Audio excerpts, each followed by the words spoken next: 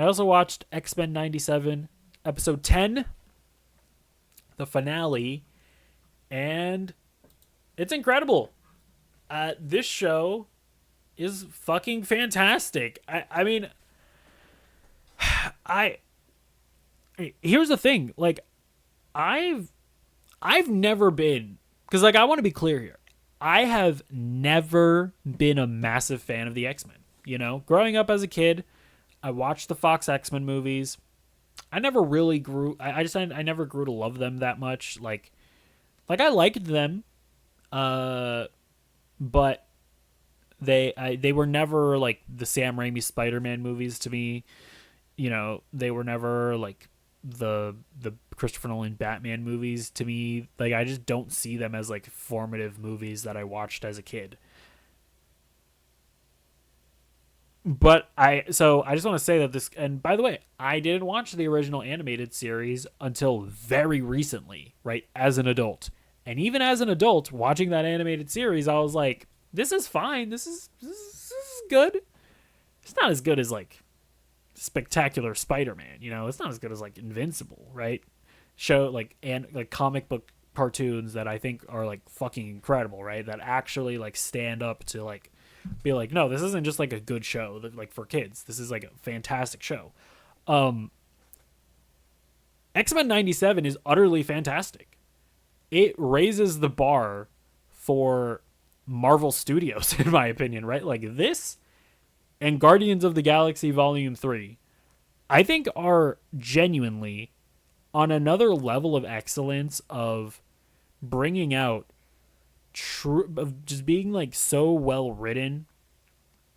Like every episode of X-Men 97 has like some line of dialogue that like makes me go, holy shit, like what the fuck. You know,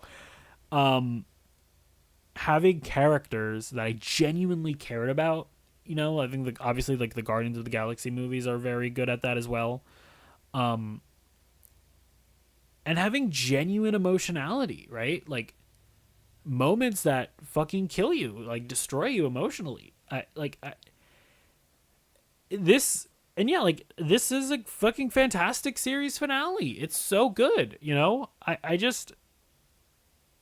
I'm honestly at a loss for words at how good X-Men 97 is. This is a show that came completely out of nowhere, completely shocked me. Like, even after watching the original animated series, I was like, okay, yeah, this is fine. This is good. Very dated in a lot of ways.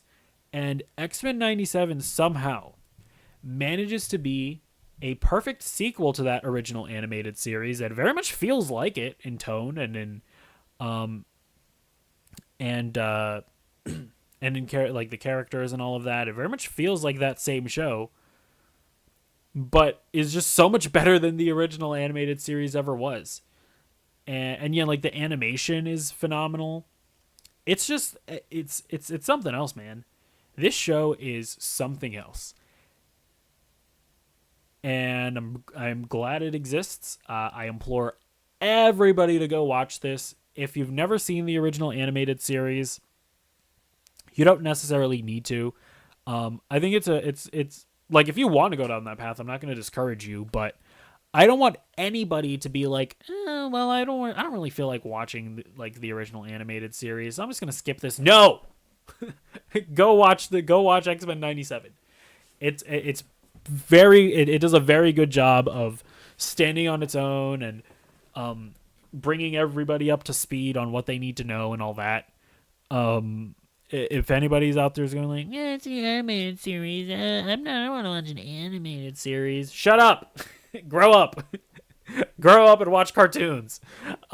Like it honestly is like this, and like it bothers me. It really does bother me that anytime something good comes out of Marvel Studios, everybody's like, this is the best thing since Marvel. This is the best MCU thing since Endgame. Yeah.